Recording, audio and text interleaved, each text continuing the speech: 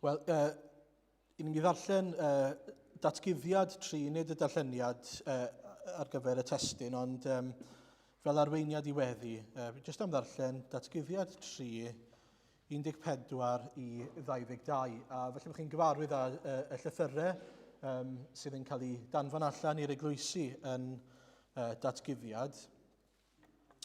Mae'n oeri, nag yw i, ar hyn o bryd. Mae'n o'r heddi gymharu gyda'r wthnos diwetha.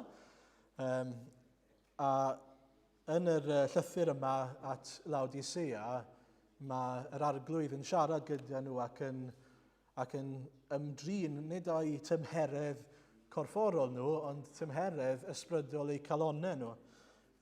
A dyma mae'n dweud, datguddiad 3, 14. Ac at angel yr eglwys yn Laodicea ysgrifenna.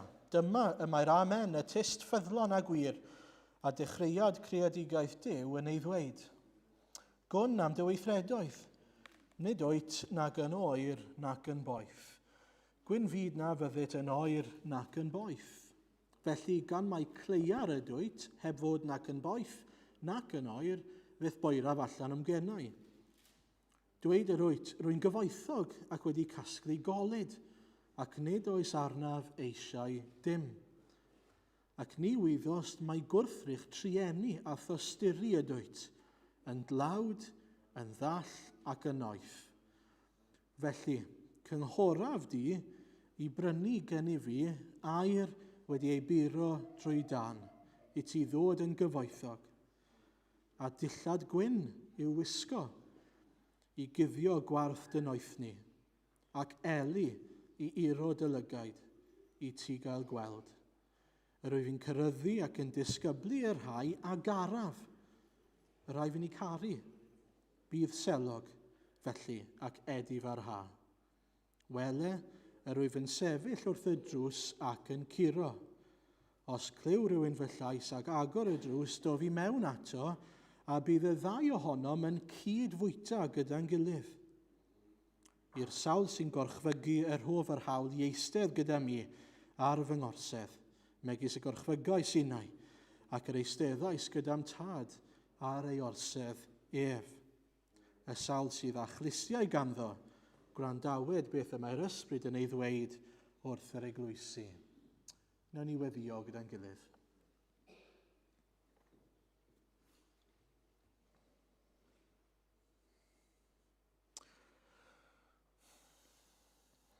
I ni'n diolch fedden ni wedi darllen arglwydd dy fod ti yn dduw sydd yn siarad ac yn ymwneud ac yn ceryddu ac yn dangos problemau pobl rwy ti yn ei caru. Diolch arglwydd dy fod ti wedi dangos i'r eglwys yn Laodicea a herio'r eglwys yna ei bod nhw ddim yn byw fel y dylen nhw, ei bod eu cyflwr nhw ger dyfrondi yn driennus arglwydd, ei bod nhw yn ymhyfrydu yn yr hyn oedd yn fydol ac yn ddiarol yn hytrach na'r hyn oedd yn ysbrydol. Ac arglwydd o'r olwg allanol, oedd popeth yn edrych yn gret, ei bod nhw'n gyfoethog ac yn gyfforddus, ac eto arglwydd yn fewnol, roedden nhw yn dlawd ac yn noeth ac yn driennus. Arglwydd i ni'n gweddio, os oes unrhyw un yma yn ysbrydol sydd yn dlawd ac yn noeth ac yn driennus ger dyfrondi, y byddi di'n dangos eu hangen nhw iddyn nhw y bore yma. Y byddi di'n dangos eu hangen am waredwr, am yr arglwydd Iesu, am faddeuant, am fywyd newydd, am gydwybod lan, am heddwch a cyflawnder bywyd yn a thrwy Iesu Grist. Arglwydd, i ni'n diolch i ti fel rwy ti yn cynnig yn y darn yma fod air iachawdwriaeth ar gael, fod dillad gwyn cyfiawnder Iesu Grist ar gael, fod eli yr ysbryd glân i ni gael gweld fel rwy ti'n gweld ar gael. Diolch arglwydd dy fod ti yn cynnig trysorau i ni sydd yn trysorau tragwyddol, yn bethau arglwydd sydd yn para. Diolch arglwydd ein bod ni ddim yn gorfod dibynnu a dod o hyd i lwyddiant neu cyflawnder mewn pethau bydol sydd ddim yn para, pethau sydd yn gyfnewidiol trwy'r amser. Arglwydd, diolch ein bod ni'n gallu dibynnu ar un a rhoi ein hyder mewn un sydd yr un fath, ddoi heddiw ac am beth. At un sydd yn dragwyddol gyfoethog, un sydd yn dragwyddol rymus, un sydd yn dragwyddol bresennol, fel ein creawdwr, ein cynhaliwr ni, a'n arglwydd ni. Felly arglwydd, ni yn gofyn, arglwydd os oes rhai yma sydd yn gleiar, yn lukewarm arglwydd, ddim yn boeth nac yn oer. Arglwydd, ein bod ni ddim fel y dylen ni fod yn byw i ti, a sel arglwydd, droso ti, dros dy waith ti, dros dy deyrnas ti. I ni'n gofyn arglwydd heria ni os gweli di'n dda bore yma. Rho olwg i ni o'r hyn rwy ti am i ni weld. Fel rwy ti yn gweld ni arglwydd, fel rwy ti'n gweld y colledig arglwydd fyw. I ni'n diolch am yr hyn oedd Sarah wedi rhannu gyda ni nawr arglwydd. Diolch fod gyda ni, bod ni wedi cael cynhadaeth am flynyddoedd lu am ddegawdau arglwydd gyda gwaith mamau phlentyn yn yr eglwys yma. I ni'n diolch am y dystiolaeth sydd wedi bod, ac i ni'n gweddio dy fendith di ar y dystiolaeth honno arglwydd. Mae dal yn rhywbeth allu di ddefnyddio heddi nawr neu'n y dyfodol. Ond arglwydd ni yn dymuno parhau gyda y weinidogaeth yna a pob math o weinidogaethau eraill hefyd arglwydd. Felly ni yn gweddio os gweli di'n dda, y byddu di yn rhoi ar galon rhai o'n eglwys ni i allu gwasanaethu arglwydd, i allu rhoi ac arglwydd gallu bod eisiau bod yn dystiolaeth a gwasanaethu rhai sydd angen clywed amdano ti. Arglwydd, i ni'n gwybod mor ddyrfawr yw ein angen ni, i ti symud yn ein plith ni. I ni'n gweddio eto helpa ni i roi amser fel bod lle ar gael i bobl dod a clywed os gweli di'n dda. I ni'n gweddio dy law di ar bob rhan o weithgaredd ein eglwys ni, nid yn unig y gweithgareddau falle cyhoeddus, ond ein ymwneud ni a phobl yn bersonol hefyd arglwydd, yn y lle gwaith ni, yn yr gymuned lle bynnag i ni. I ni'n gweddio arglwydd y byddu di yn ein defnyddio ni i roi amser i bobl, i feithrin perthynas â phobl, ac i hawlio'r cyfle yna i allu rhannu am y trysor yma sydd gyda ni arglwydd, o adnabyddiaeth o Iesu Grist. Ni'n gweddio y bydden nhw'n dod i weld mawredd Iesu Grist, hyfrydwch Iesu Grist, rhyfeddod yr efengil arglwydd. I ni'n rhyfeddu, bob tro i ni'n meddwl fod yr arglwydd ei hun wedi darostwng ei hunan o'r nefoedd i'r groes arglwydd. Ein mwyn ni, mwyn pobl golledig fel ni. Ac arglwydd i ni'n ysu i weld eraill yn dod ac yn profi y bywyd sydd ar gael yn Iesu Grist. Arglwydd i ni'n gweddio helpa ni arglwydd i ddal ati. Rho y dygnwch yna i ni, y dyfal barhad yna i ni, os gweli di'n dda. Ac arglwydd yn y cyfan i ni'n gwybod mae nid ein geiriau ni neu'n ymarweddiad ni arglwydd, ein ffordd o fyw ni, ond dy ysbryd di sydd yn achub, dy ysbryd di sydd yn argyhoeddi o bechod, ti sydd yn dod ac yn rhoi bywyd newydd. Felly ni'n pwyso arno ti i wneud hynny yn dy drigaredd arglwydd os gweli di'n dda. Trigar tuag at ein pobl ni os gweli di'n dda arglwydd. Dangos dy hunan iddyn nhw os gweli di'n dda. Arglwydd, wrth i ni ddod at y gair mewn munud, i ni'n diolch i ti am y gair yma. Arglwydd, i ni'n llawen wrth feddwl fod gyda ni y geiriau yma sydd yn dod yn fyw arglwydd, trwy'r tudalennau ac i mewn i'n calonau ni wrth i ti siarad gyda ni. Ac arglwydd, i ni'n gweddio nawr, helpa ni i ganolbwyntio, helpa ni i wrando, helpa ni i gymhwyso arglwydd wrth i ti ymwneud â ni bore yma eto. Ac unwaith eto, yn y cyfan i ni'n gweddio, byddwn ni'n yn cael golwg o'r newydd a o'r arglwydd Iesu a'i gariad mawr tuag ato ni. Diolch amdano fe. Diolch fod e'n waredwr cryf i'r gwan. Diolch am y fraint o gael ei adnabod arglwydd. Felly symud yn ein plith ni nawr i ni'n gofyn, a bendithia ni weddill yr oedfa derbyn ein mawl ni. Helpa ni yn y diwrnod yma, fel ni wedi clywed wrthos diwetha ar gwyddi beidio a gweld y saboth fel rhyw restr o reolau ni'n ceisio i cyrraedd, ond braint a cyfle nawr i gael myfyrio arno ti, cael dy fwynhau di, cael rhodio eto gyda ti. Felly bydd yn agos os gweli di'n dda i'r gogoniant a mawl i ti. Amen. Wel, ni wedi droi te at y darlleniad Marc pennod 3. Bydd yn lan ar y sgrin, i rai sy'n eisiau dilyn ar y sgrin, neu well fyth i'ch Beiblau.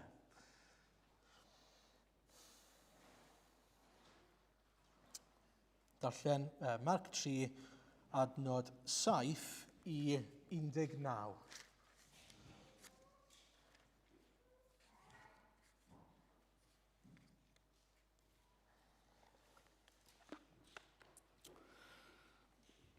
Marc 3, adnod 7.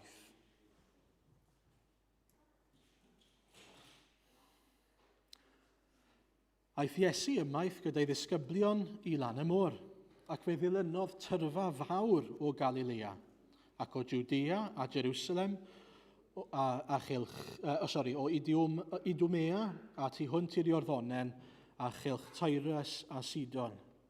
Daeth tyrfa fawr ato wedi iddynt glywed y fath bethau mawr yr oedd ef yn ei gwneud. A dywedodd wrth ei ddisgyblion am gael cwch yn barod iddo rhag i'r dyrfa wasgu arno, oherwydd yr oedd wedi iachau llawer, ac felly roedd yr holl gleifion yn ymwthio ato i gyffwrdd ag ef. Pan fyddai'r ysbrydion aflan yn ei weld, byddent yn syrthio o'i flaen ac yn gweiddi, ti yw mab Duw, a byddent yntau yn ei rybuddio hwy yn bendant i beidio a'i wneud yn hysbys.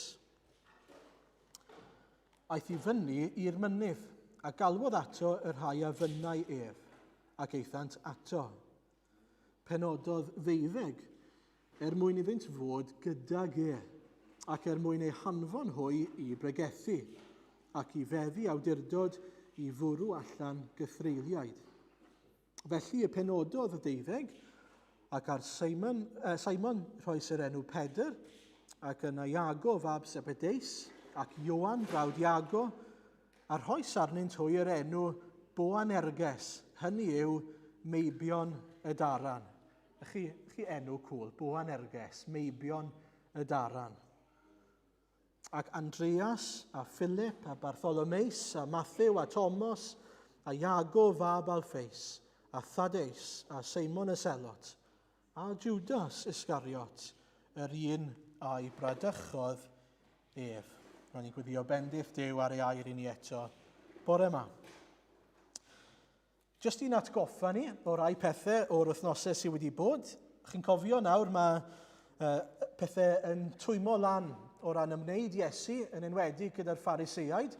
Mae'r Pharisëaid nawr wedi dechrau cynllwynio ploto i geisio lladd Iesu, cael gwared ar Iesu.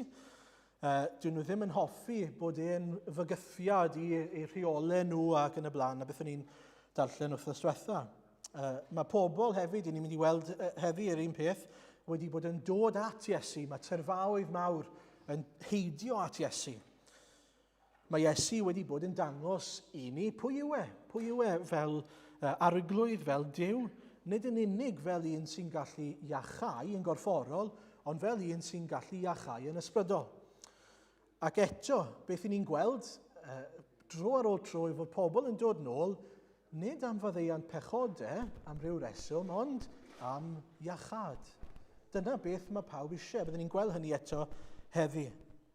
A dyna falle y peth sy'n sefyll mas fwyaf i fi yn y cymal cyntaf o'n darlleniad ni.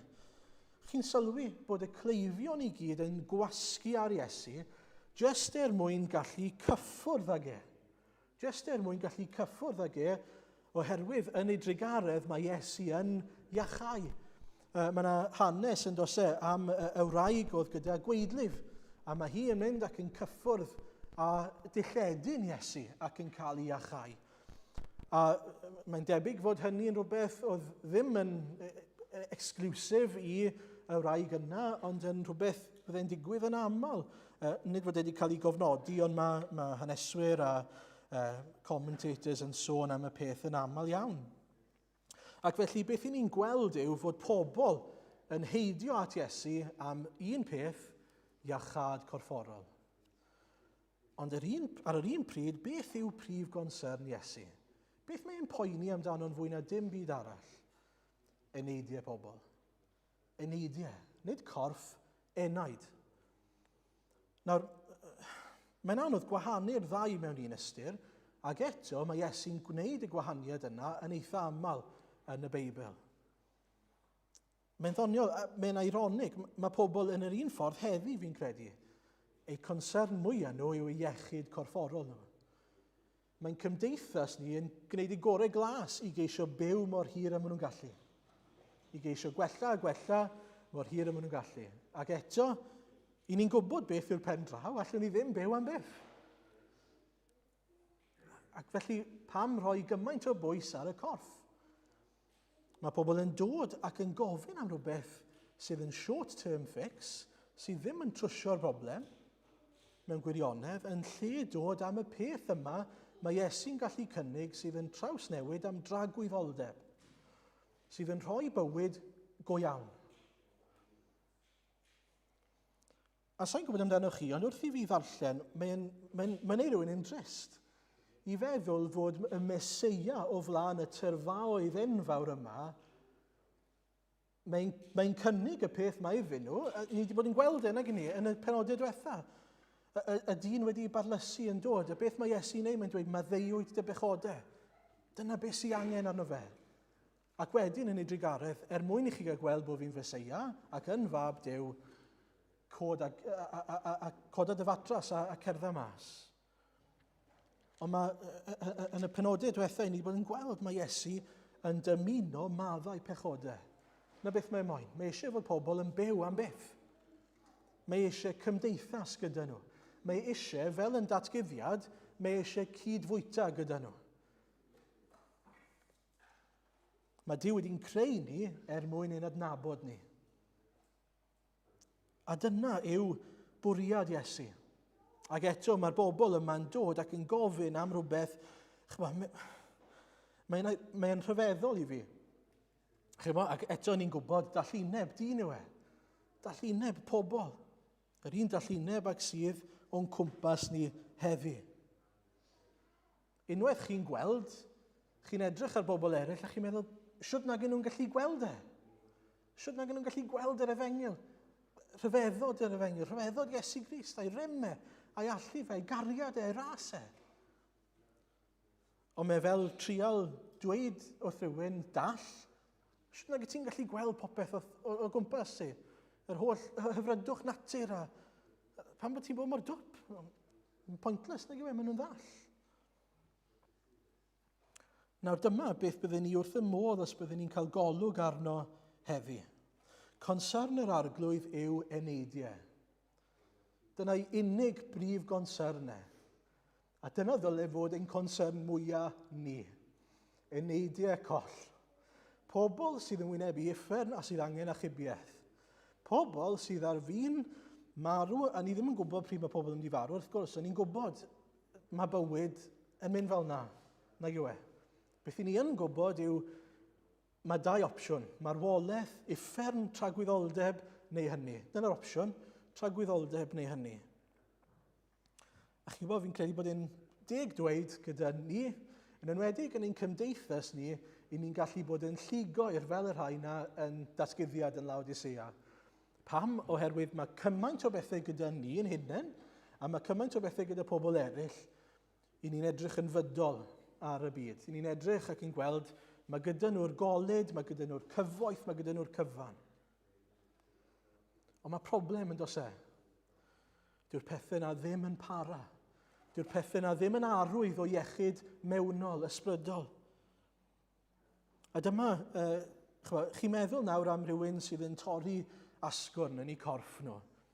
Beth ych chi'n neud os chi'n torri'ch coes? Wel, chi ddim gobeithio, os chi'n gall, yn istio gwmpas ac yn meddwl, o, beth na fi? Gaf i ffink am y peth. Wel na, beth chi'n neud gobeithio yn syth yw mynd i'r ysbyty. Chi'n chwilio am y meddyg. Chi'n ceisio iachad. A felly, mewn un ystyr, pan chi'n meddwl am y bobl, y terfaoedd o'r cleifion, mae e'n ei sens bod nhw'n mynd at y meddyg. Wrth gwrs bod e'n. Maen nhw gyda afiechydon, y salwch, a maen nhw'n gweld un sy'n gallu cynnig iachad. Ond i ni wedi cael golwg ar feddyg yn eidiau, y meddyg mawr. Ac eto, pa mor araf i ni i gyfeirio eraill at y meddyg mawr. Pa mor araf i ni i ddweud wrthyn nhw, dyma'r unig un sy'n gallu helpu chi. Cer ar frys at y meddyg mawr. Mae dy angen di'n enfawr. Does dim angen mwy ar gael na angen maddeiant pechodau yn eidiau. Chi'n cofio blwyddyn falle yn ôl, neu chydig dros blwyddyn yn ôl, wnaethon ni gyfres yn Ezekiel. A un o darnau mwyaf adnabyddus yn llyfr Ezekiel yw pennod 37. A'r weledigaeth yna mae Ezekiel yn cael gan Dduw o ddyffryn yn llawn esgyrn sychion. Chi'n cofio? A ni wedi darllen hwnna, ni'n gwybod amdano fe, ond jyst i chi gael, neu chi gael sioc falle, beth mae'n cael gweledigaeth o yw masgref. Na beth yw hwnna? Na beth mae'n gweld? Masgref. Allwch chi ddychmygu hynny? Dychmygwch cael eich wynebu gyda jyst twll yn llawn pobl wedi marw. Na beth mae'n gweld? Allai'n dychmygu lot o bethau mwy horrible i weld. A maen nhw'n hollol sych. Dyna pwynt yr esgyrn sychion. Maen nhw wedi mynd mor bell, does dim gobaith, does dim arwydd o fywyd. Maen nhw wedi sychu mas. A beth mae Duw yn ei fyna i Ezekiel yw roi golwg iddo fe ddifrifoldeb ei marweithdra nhw. Chi air mawr? Marweithdra nhw. Pa mor farw, eu stad marw nhw. Just how dead they are, os licwch chi. Anobeithio. Ac eto, mae Duw yn gofyn y cwestiwn, fab dyn, a all yr esgyrn hyn fyw? A mae Ezekiel yn ateb. Beth byddech ateb chi? Wel, na. Dim no chance. Dim unrhyw chance bod yr esgyrn yma'n gallu byw. Maen nhw beyond all hope. Ond ateb Ezekiel yn ddiddorol yw, o arglwydd, ti sy'n gwybod. A beth mae hwnna'n gweithio ni? Wel, beth mae'n gweithio ni yw fod Ezekiel yn credu, wel, yn ddynol, na, does dim posib. Does dim gobaith i'r esgyrn yna. Ond ti arglwydd, ti sy'n gwybod os oes unrhyw obaith. Ti sy'n gwybod, dim ond ti sy'n gwybod os ti'n gallu gwneud rhywbeth am y sefyllfa driennus yna. Ond chi'n gweld mae Duw eisiau Ezekiel wybod. Mae Duw eisiau Ezekiel gael golwg ar y ffaith fod e'n gallu achub, fod e'n abl i achau, yn abl i ddod ar ei bywyd mewn i'r esgyrn yma. A dyna mae'n neud, mae'n dangos i Ezekiel. Os ewch chi mlaen yn y benod, ni'n mynd i ddarllen achos mae'n rhy hir, ond mae'n rhoi golwg i Ezekiel wedyn i o rym Duw, fi yn gallu. Wyt ti'n credu bod fi'n gallu? Mae'n gofyn. A wrth i ni fy mlaen, adnod 11 o Ezekiel 37, mae'n dweud, holl di Israel yw'r esgyrn hyn. Maent yn dweud aeth ein hesgyrn yn sychion, darfu am ein gobaith. Mae'n gobaith ni wedi dod i ben, ac fe'n torwyd y maith. O safbwynt dynol, hopeless. Does dim gobaith. Ond, mae Duw yn rhoi golwg iddo fe, ac yn adnod 12 wedyn mae'n dweud, y rwyf am agor eich beddau. A mae'r ysbryd yn dod wrth i Ezekiel broffwydo, ac wrth i'r ysbryd ddod mewn grym, mae bywyd yn dod mewn i'r esgyrn yma, a maen nhw'n codi, ac yn dod yn fyw. A beth i ni'n dysgu am hynny? Wel, gair gweision yr arglwydd, ysbryd Duw yn gweithio gyda'i gilydd. Mae'n rhoi y fraint i ni siarad ac i gyhoeddi ei airau, ac yna mae'r ysbryd yn gwneud y gwaith. Yr ysbryd sy'n gwneud y gwaith i gyd, wrth gwrs. ond bod Ezekiel yn cael rhan o hynny. Wrth iddo fe ddweud, dewch yn fyw, proffwyda, dweud wrthyn nhw, dewch yn fyw. Dyna'n job ni. Dyna'n braint ni. Annog pobl eraill, dewch yn fyw. Dewch i brofi bywyd. Gai ofyn i chi mewn cariad, pryd oedd y trwetha chi ddweud hynny wrth rhywun? O ddifri. A dwi ddim yn sôn nawr bod chi'n mynd at rhywun yn y stryd a jyst yn dweud, dewch yn fyw. Ond o ddifri nawr, bod ni'n meithrin perthynas gyda'n ffrindiau ni, gyda'n teuluoedd ni, tuag at y fath ddyfnder perthynas, nes bod chi'n gallu dweud wrthyn nhw mewn cariad, byddwn ni wrth y modd os byddai ti'n dod i brofi beth i fi wedi profi yn yr arglwydd Iesu. Byddwn ni wrth y modd. Dyna'n braint ni. Dyna'n llawenydd ni, boes. Dyna'r beth gorau all unrhyw un o'n ni'n wneud. Chyfo ar ddiwedd ein bywydau ni, mi fyddwn ni'n edrych yn ôl a byddwn ni'n gweud, fi wedi gwneud hyn, fi wedi gwneud y llall, fi wedi gwneud beth arall ac yn y blaen. A fi siŵr bod lot o'n nhw'n bethau da ac yn bethau allwn ni ymhyfrydu ynddyn nhw. Ond na fydde fe'n hyfryd os byddwn ni'n edrych yn ôl ar ein bywydau ac yn dweud, nes i gyhoeddi Iesu Grist i rhai pobl ac yn nerth yr ysbryd maen nhw wedi dod yn fyw er gogoniant i Iesu Grist. Na fydde'n hyfryd. Mae eisiau ystyried o ddifri. Ydyn ni'n gweld difrifoldeb marweiddra pobl? Fi'n deall bod hwnna'n anodd i gyfieithu, sori Nigel. O ddifri fod yn anodd edrych ar rywun heb weld eu cyflwr ysbrydol nhw. Bod e'n brifo ni. Gweddiwch ar yr arglwydd roi golwg i chi ar wir gyflwr pobl. Wir gyflwr ysbrydol pobl yn cwmpas ni. Gofynnwch iddo fe roi baich i chi. Gofynnwch iddo fe i fendithio eich perthnasau chi gyda eich ffrindiau, eich cyfoedion, pwy bynnag yw nhw. Fel bod gyda chi yr hawl, y ddyfnder perthynas yna. Dyw e ddim yn mynd i ddigwydd dros nos, a mae pawb yn deall hynny. Ond gweddio am gyfleon i allu rhannu Crist gyda nhw. Wel, dyna'r peth cyntaf o'n i am edrych arno bore yma. Ond yr ail beth oedd, edrychwch wedyn ar yr hyn mae Iesu Grist yn ei wneud. Yn wyneb hyn i gyd, ni'n gweld fod mae nid iechyd corfforol pobl yw y gwir concern, a mae e'n dangos hynny ni wrth iddo fe adael y dyrfa, mae'n neidio mewn i gwch a mae'n symud bant. A mae'n symud bant am ddau reswm.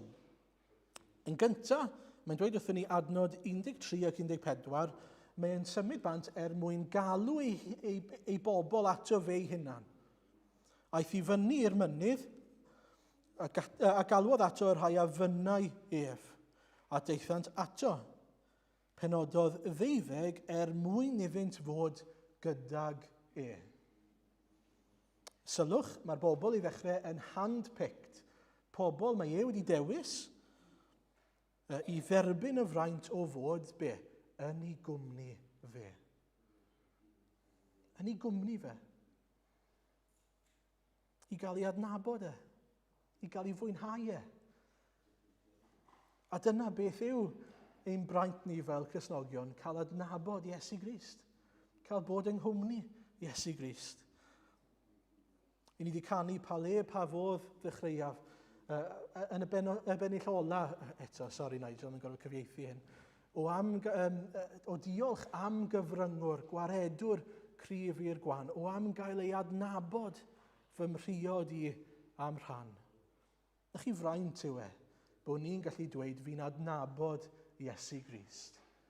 Fi'n cael rhodio gyda Iesu Grist.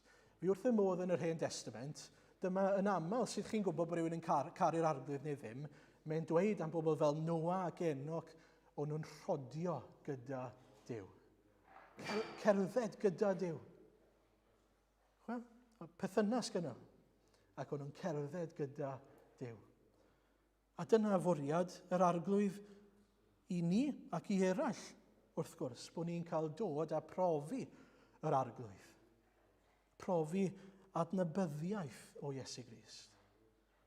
Perthynas real. Bod ni'n clywed ei lais yn siarad gyda ni, a bod ni hyd yn oed yn cael y fraint o siarad gyda fe, a gwybod bod e'n clywed, yn ymateb, yn trigarhau, ac yn bendithio A chi beth rhyfeddol bod Duw sydd wedi creu y greadigaeth gyfan yn gwneud ei hun yn ffrind ac yn frawd ac yn arglwydd i ni. A chi'n gallu edrych ar y Testament Newydd weithiau, a chi'n gallu edrych ar fywyd cynnar Iesu a meddwl mae y peth rhyfeddol oedd cael profi y gwirthiau mawr yma.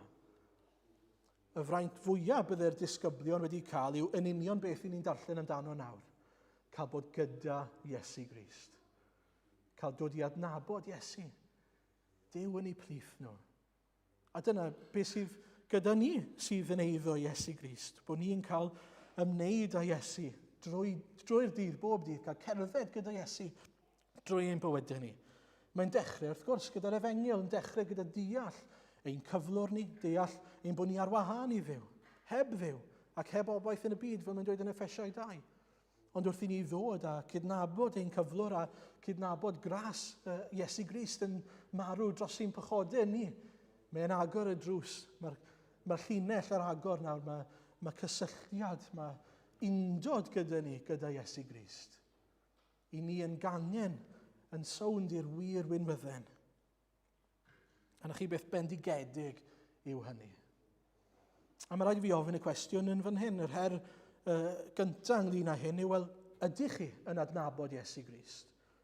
Ydych chi wedi dod i berthynas gyda Iesu Grist?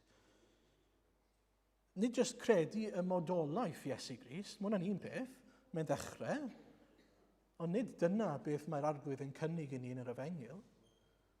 Adnabyddiaeth mae'n cynnig i ni. Cymdeithas gyda fe. Ac yna, mae eisiau ni ystyried, wel, yn ein bywydau ni fel Cristnogion, ydyn ni'n cymryd mantais o'r fraint o gael treulio amser yn ei gwmni fe.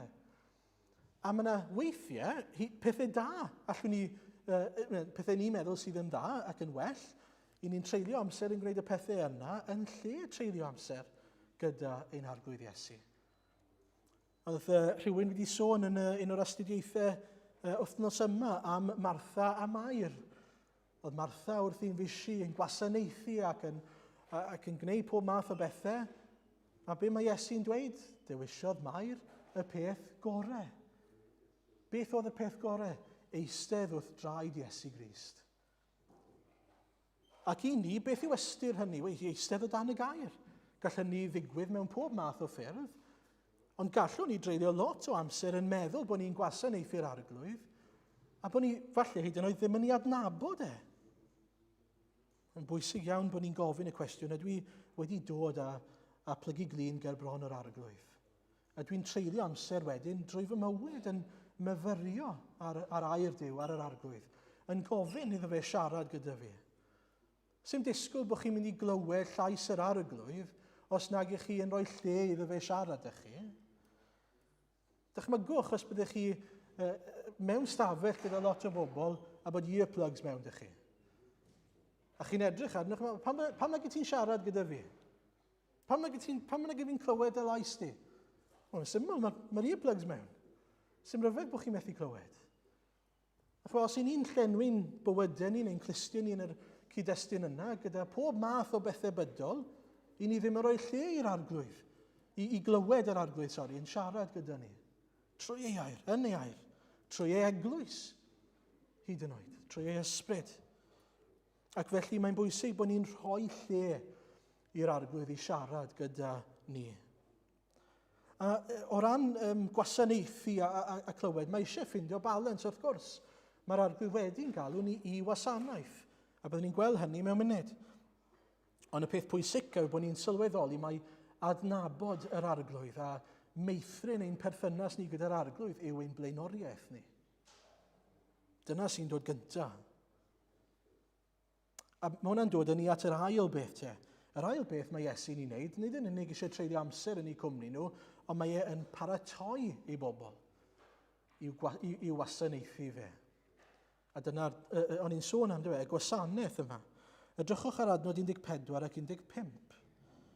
Penododd ddeuddeg mwyn iddynt fod gyda gef ac mwyn ei hanfon hwy i bregethu ac i feddu awdurdod i fwrw allan gythreiliaid.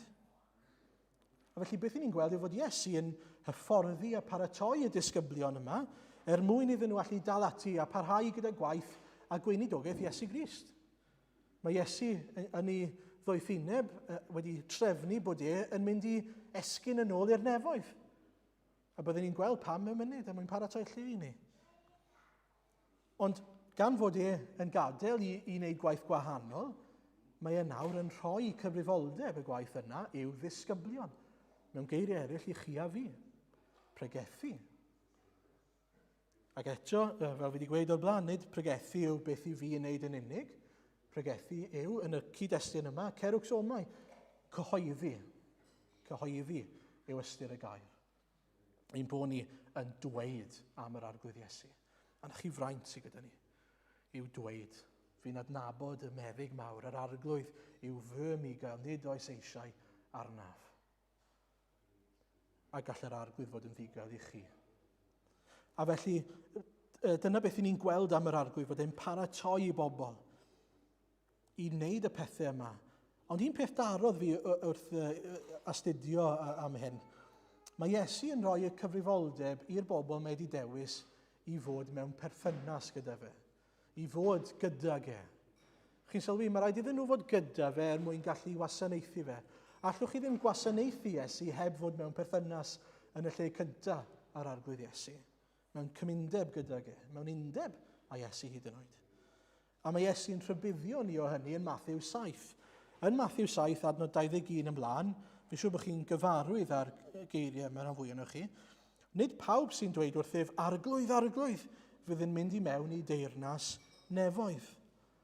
Ond y sawl sy'n gwneud ewyllus fy nhad, yr hwn sydd yn y nefoedd. Bydd llawer yn dweud wrthyf yn y dydd hwnnw, arglwydd, arglwydd, ond i fi am yn proffwydo yn denw di, ac yn denw di yn bwrw allan gythreiliaid. Mae Iesu wedi sôn am hwnna yn Marc 3. Bwrw allan gythreiliaid. Nag efo dyna beth mae wedi paratoi nhw i wneud. Ac yn dy enw di yn cyflawni gwirthiau lawer. Ac yna dywedaf wrthynt yn ei hwynebau, nid adnabym erioed mohonoch.